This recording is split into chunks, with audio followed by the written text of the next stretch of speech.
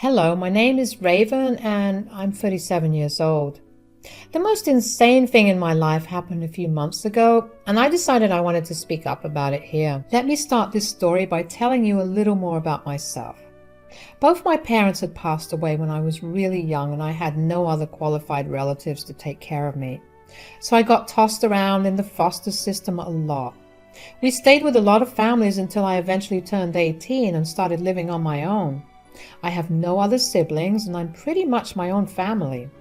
I worked hard to keep myself afloat and put myself through college. I managed to get a good job, and I was finally able to live relatively comfortably. Everything was going well, and I was finally happy. And things only got better when I met my now ex-husband, Travis. I met Travis around 10 years ago through a dating app. I'll be honest and say that I wasn't initially interested in him. I was on various dating apps only because I was feeling lonely, and I never really expected it to go anywhere. Even after Travis and I matched, I only spoke to him out of boredom. I said yes to a date with him because I had nothing else to do on the day he asked me to go out with him. But all of that changed when I actually went out with Travis. He was such a gentleman. He knew just how to make me laugh and was also able to engage in intellectual banter with me. I was genuinely pleasantly surprised by him, and so that one date led to many other dates. Eventually we began to see each other officially.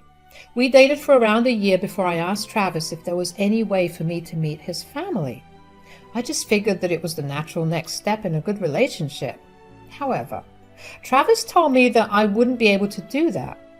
He never explained why I couldn't. I tried to let it go after that. Travis had gotten a little distant after I asked to meet his family, so I just never brought it up again. 2 years later, Travis asked me to marry him, which I enthusiastically said yes to. It was during the wedding planning that I began to think about how I never got to meet his family. My insecurities began to get the better of me, and I used to think that the reason he did not want me to meet his family was because I was not good enough for it. My thoughts only spiraled further, and they began to affect my everyday life. Finally, I decided to just ask Travis, point blank, why? Could I ask you something a little personal?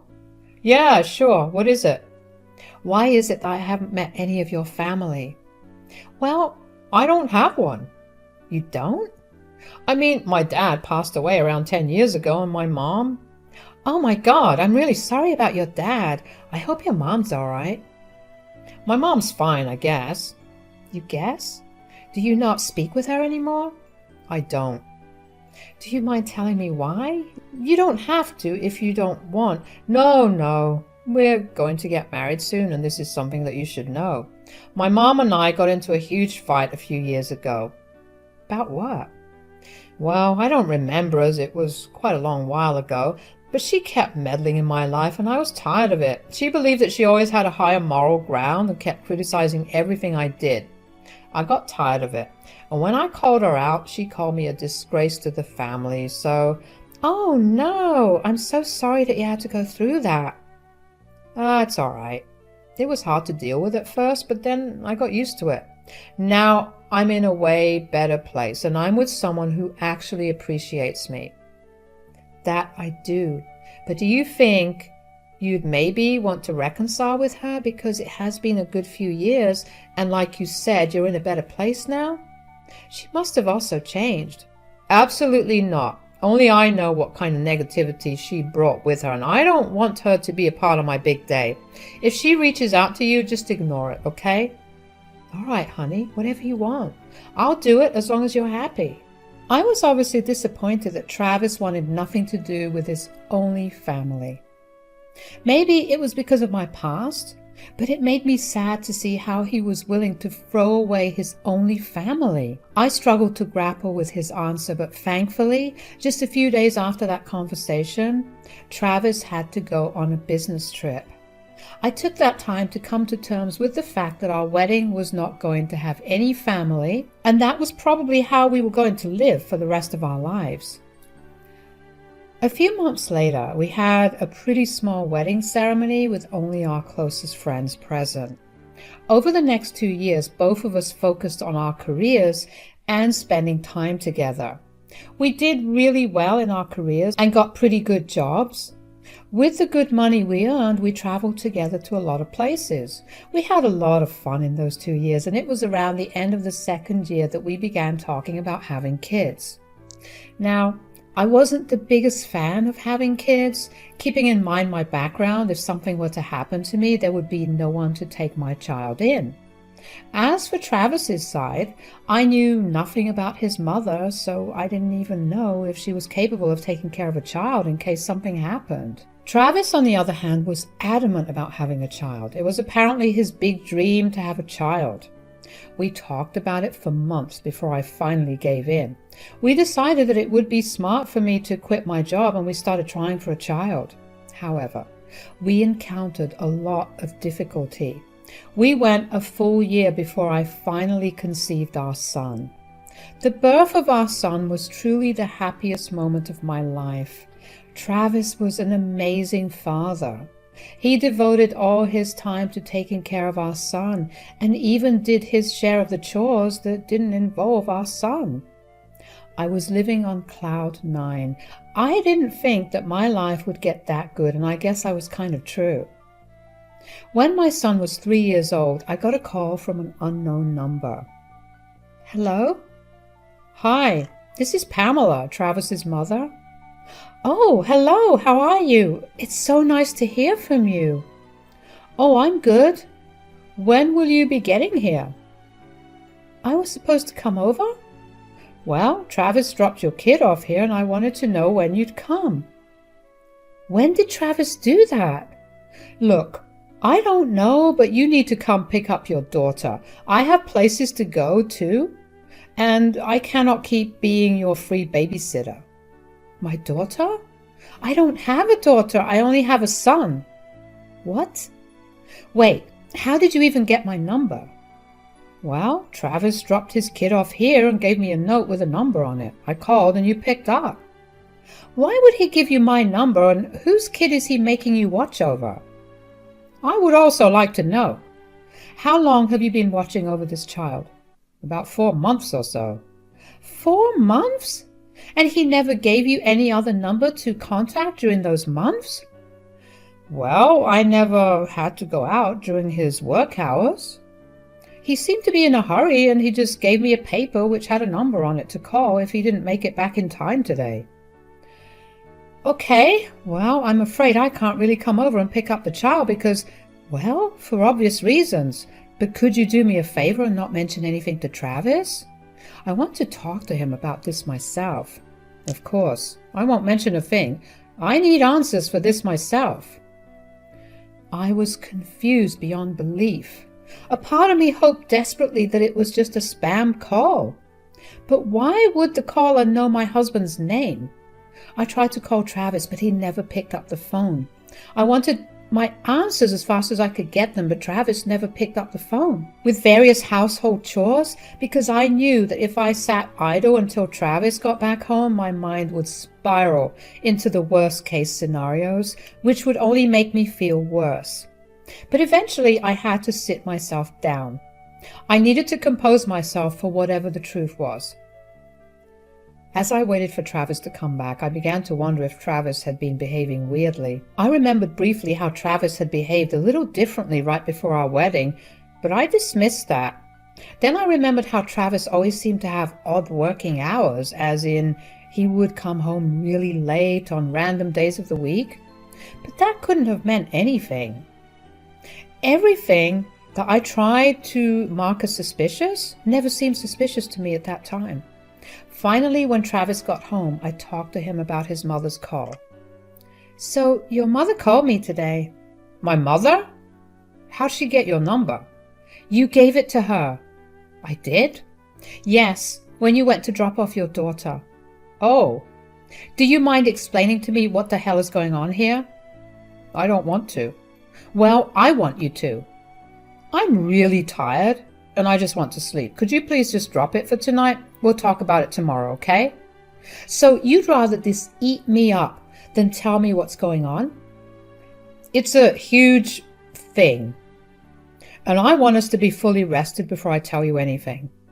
No, what you want is to avoid the topic altogether. Do you really think I'd be able to sleep after this? My mind is already spiraling through the worst of the worst case scenarios. I just need a few answers, Travis.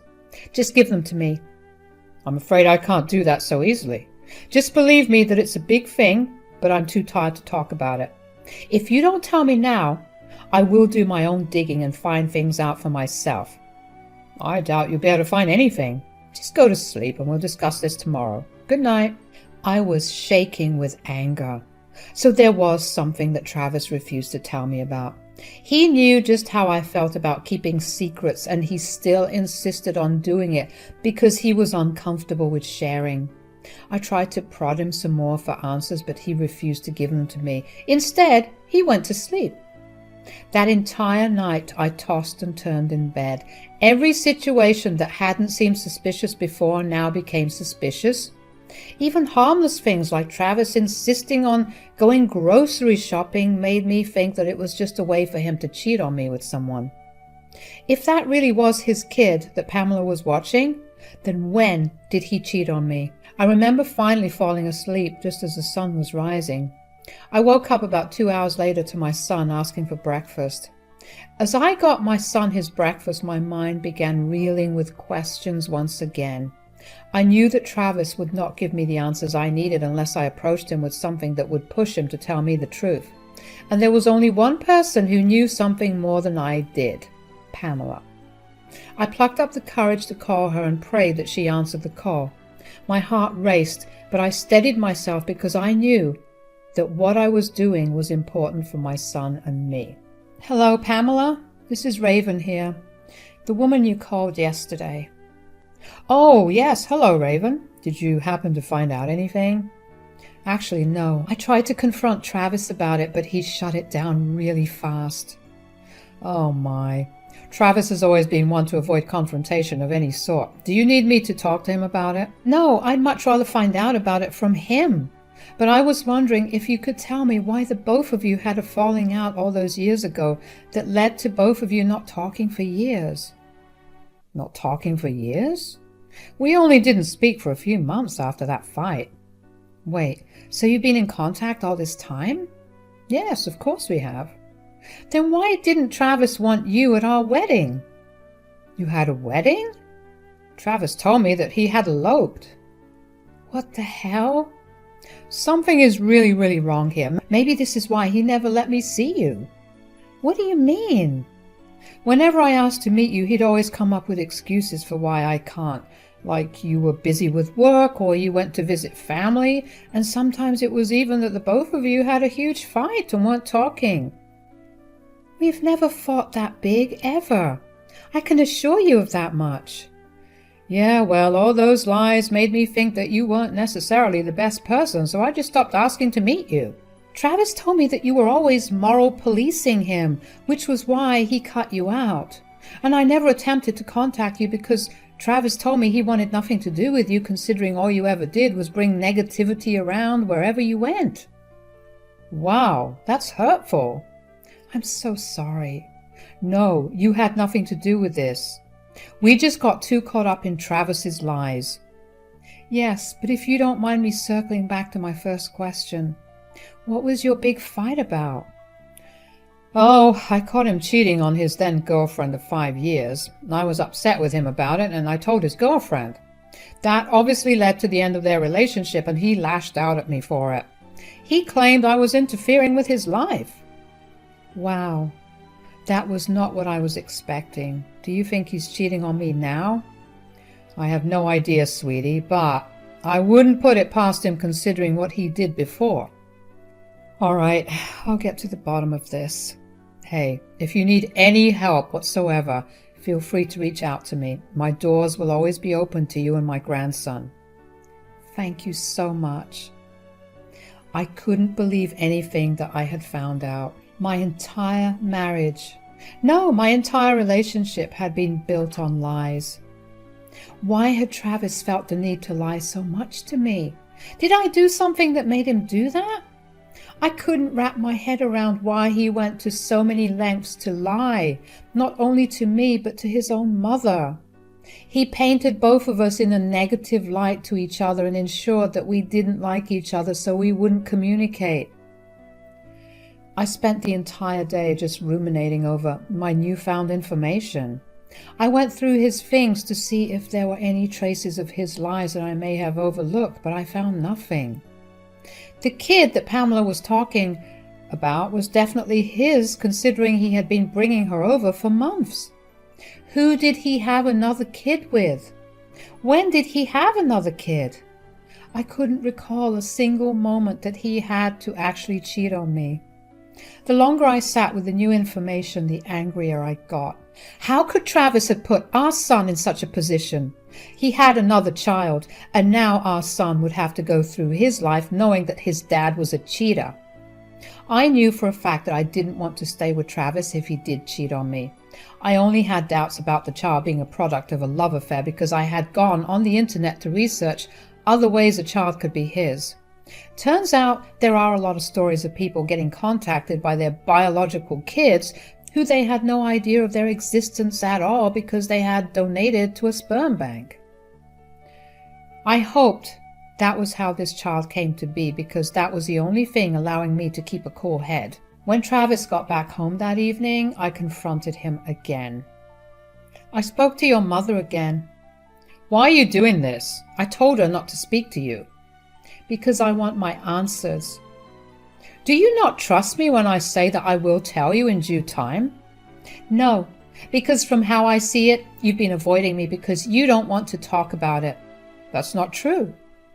Is it as untrue as you lying to your mother about us eloping?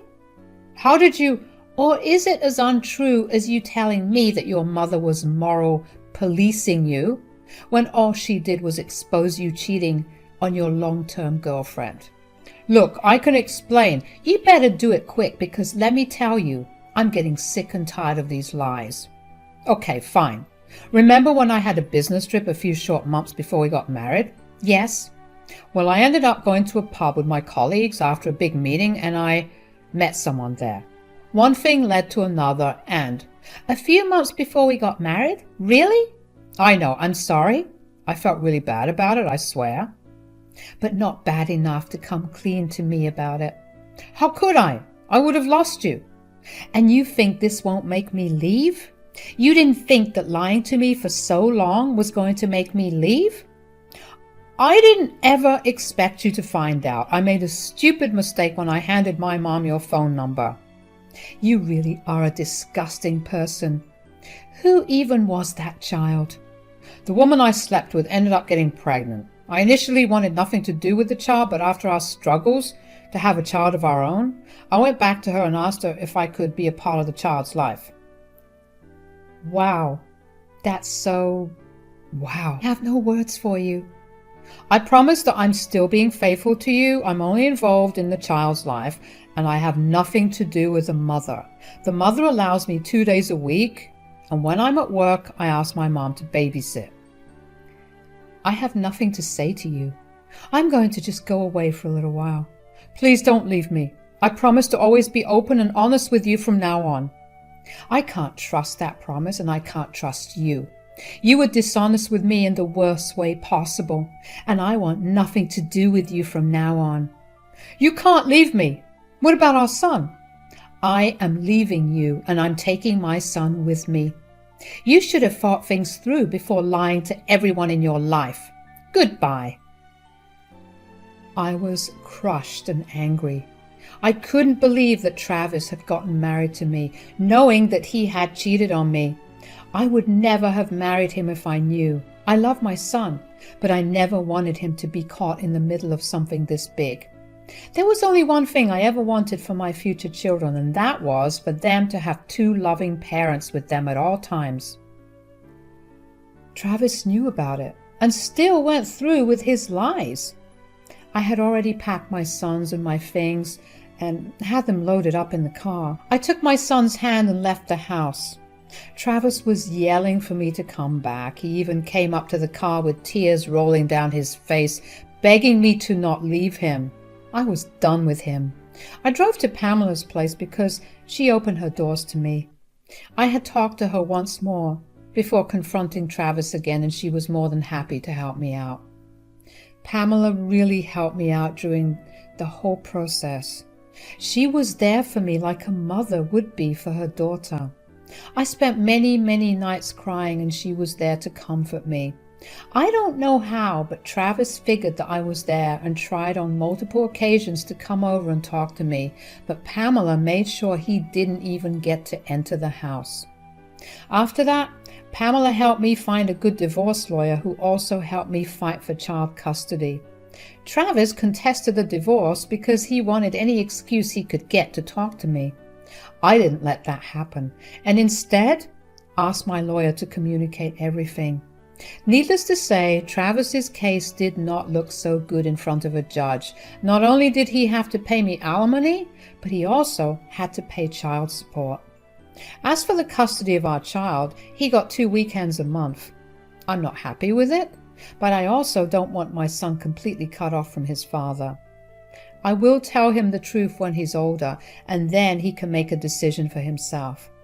Travis was devastated and tried to contact me through Pamela, but Pamela did not let him get through to me. Instead, she cut him off. Last I heard, Travis moved in with the mother of his other child. It's been a rough journey ever since I found out. I needed months of intensive therapy just to process my feelings about the whole ordeal. I'm finally at a point where I can talk about what happened, and I chose to share my story with all of you. Thank you so much for listening.